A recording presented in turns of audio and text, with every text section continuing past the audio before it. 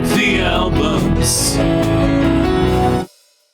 I struggled a bit making this video. I did a couple of listens through to assess how I would rank the albums of Sonic Youth and realized maybe I'm not into them thoroughly enough to really make the video. Like, there's bits of their discography that are still critically acclaimed that almost entirely don't work on me. And though I've pointed that out for other bands and acts for whom I'm into most of the music of, in this set of cases it kind of felt like I was intellectually inferior. So accepting that I wasn't gonna make this video, I did another listen through to decide which of these I'll actually get rid of, and there are some I'll get rid of. But I realized, no, I generally like Sonic Youth and my opinion is potentially valid. So maybe this one isn't for the hardcores. Another bloody thing to chew is what counts as an album. They've got so many releases and there's different formats with different track listings on them. I'm gonna say just the things generally considered to be albums, but assessed via the contents of the CD, because the CD versions, they're nearly entirely in the CD era, so it's reasonable to call the CD versions definitive for most of these. Starting with the least reasonable, the one where an EP is thrown onto the end of it. Not that that would have necessarily made any difference to the ranking on this one. This is very harsh music to start out with. Unflinchingly so, the hallmarks of their career, especially throughout the 80s, are very visible here. Starting out, they had a proudly janky music, but ultimately, compared to the discography, you can call this one just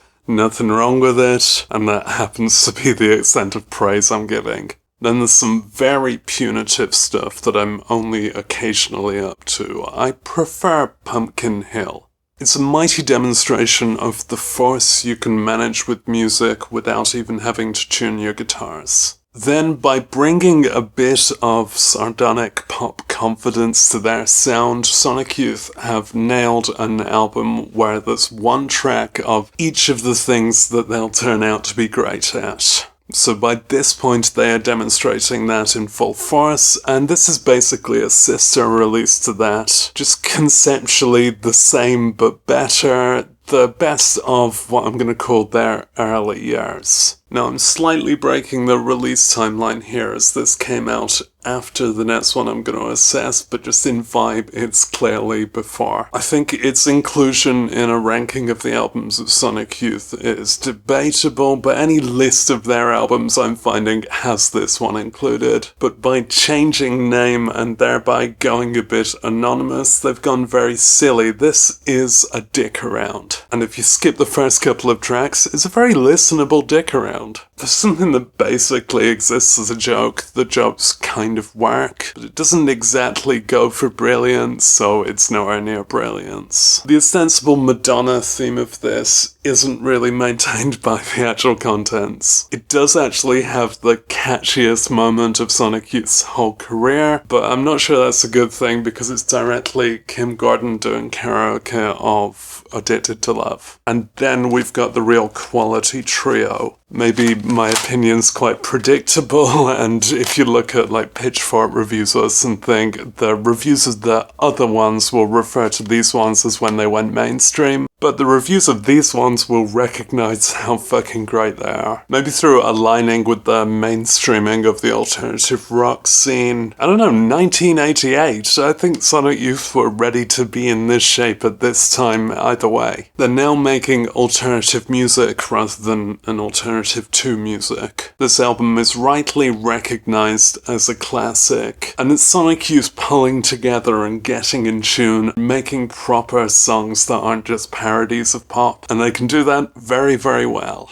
Then it's t-shirt territory. I've got this t-shirt on right now. Maybe it's seen as a compromised Sonic Youth making palatable things for MTV, but I don't know, that just means palatable good stuff. They're still delivering at a kind of their best, it's just heavier than that prior one, and it's going below it because there's less on it. Then the one named after the first track of the prior album, what? It'd be tempting to file this as a follow down, but honestly, if this came before Goo, they're nearly indistinguishable in quality, and I think I might just be punishing it for turning up later. Oh well, that's what I'm doing. That doesn't matter. This is still ending up high. This is still high quality middle period Sonic Youth. And that comes just before they dropped the ball on purpose. Maybe they'd had enough of being popular, so they brought back some of their more excruciating sides. After the period I've highlighted, there's some more that might still get thrown in with that, but I think it no longer has that focus, where it's just a collective stream of consciousness and you're not sure at what moment they would decide that a song counts as a song. This album seems to have 3 titles, and let's say I agree with 2 words of it. See, yeah, this is the potentially controversial part of the video, but I don't know who I'd be being defensive against. Hi, if that's you. You win because you get to enjoy more music. But this continues, and it really grinds. They seem to have attained a freedom from song form. Feels like they were given the whole length of a CD to fill out, and they just decided to take up that space. Can't read the track list on the back of this one, so I'm gonna break out the case. Yeah, nothing I'd miss. It's just wishy-washy. Find this in my local charity shop. Then, if you call this challenging, I give in.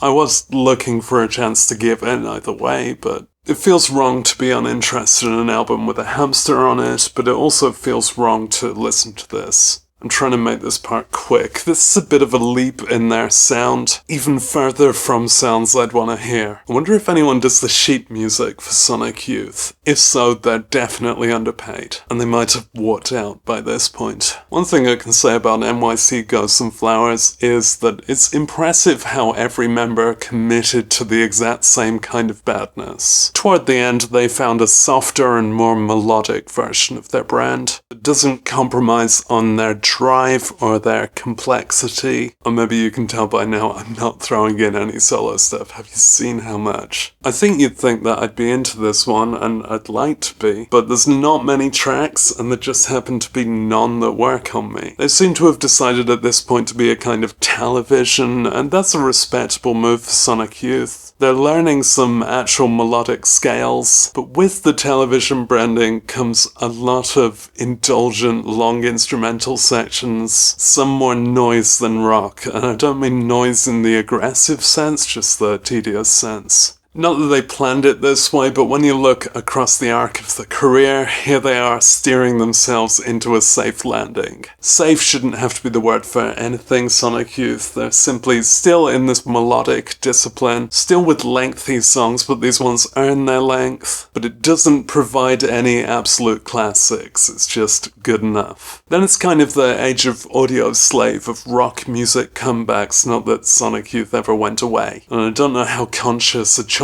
it was, but they've gone and made some of their most compelling music within this new discipline. It's kind of just a pile of tracks, but ones where they're having fun throughout, and thereby you can. Sonic Youth making what I want from Sonic Youth might be out of character for them, but it's still what I want. And then they sign off with some of their best. It's just there's no hooks. Throughout this record is the sound of the modern 21st century Sonic Youth style. It's very welcome, it's very melodic and very well delivered, and yet no real highlights. So I'm gonna have to rank this one as something I like a lot, but I like with a soft focus. Obviously, I'm really into this middle trio, and it kind of feels like a career building up to that and then recovering from the crash right after that. But that's just my take. Some of these CDs I'm not keeping, they can just be punishing listens. Maybe a lot of Sonic Youth is avant-garde, but some might be a garde that never comes in. So that's the result on me giving up on the idea of giving up on this video. Was it worth me still making and publishing? I think yeah, because it's still an honest and heartfelt assessment, so deal with it.